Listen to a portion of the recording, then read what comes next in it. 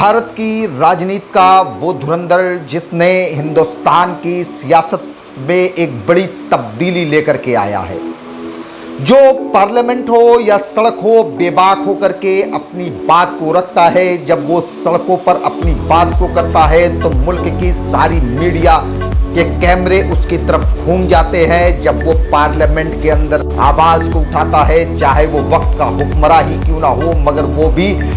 अपने दोनों कानों को खोल करके बहुत ही संजीदगी के साथ की बात को सुनता है। जी हाँ, मैं आज बात करने वाला हूं AIMIM chief barrister Asaduddin Owaisi साहब की।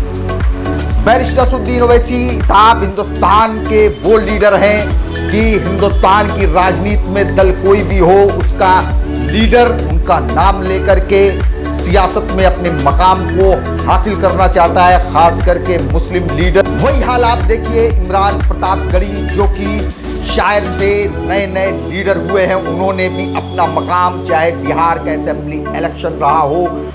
बैरिस्टर असदुद्दीन ओवैसी साहब पर तनकीद करके अपने कांग्रेसी आकाओं को खुश कर। आज जब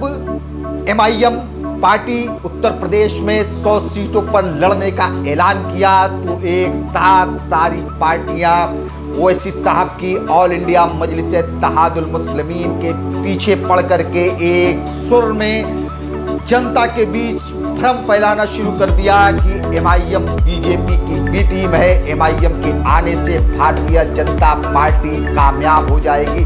मगर मैं आज इस वीडियो के जरिए से आप तमाम लोगों से बताना चाहता हूं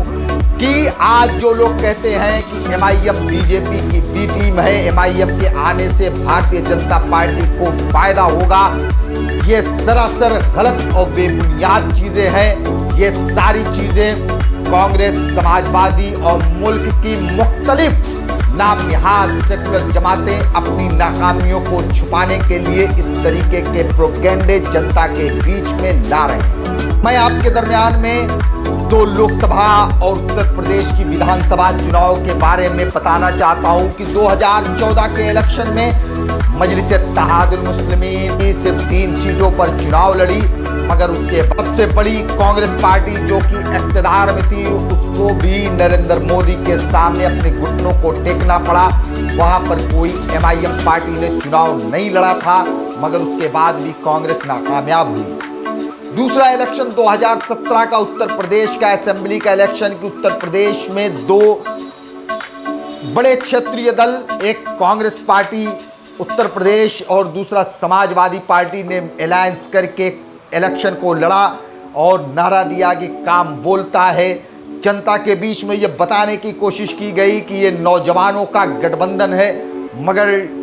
भारतीय जनता पार्टी के मंसूबों के सामने ये दोनों पार्टियां धराशायी हो गई। यहाँ MIM ने सिर्फ 35 सीटों पर कंटेस्ट किया था और MIM के किसी भी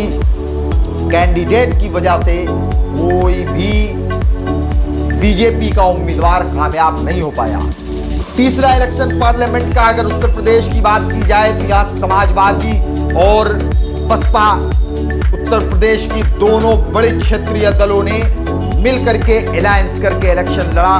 मगर पूरी तरीके से नाकामयाब रहे। यहाँ पर बैरिस्टर असदुद्दीन ओवैसी साहब ने कोई इलेक्शन नहीं लड़ा, बल्कि बहराइच में सभा करके AIMIM चीफ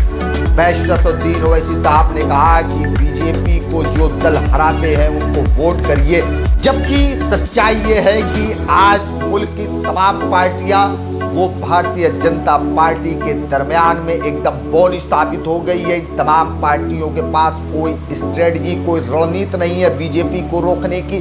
जब 2019 में तमाम पार्टियां फ्लॉप हो गई पूरी तरीके से, तो AIMIM ने यह तय किया कि अब मजलिस इत्तेहादुल मुस्लिमीन हिंदुस्तान की सियासत में मेन स्ट्रीम में आकर के इलेक्शन को कंटेस्ट करेगी और भारतीय जनता पार्टी को हराने का काम करेगी।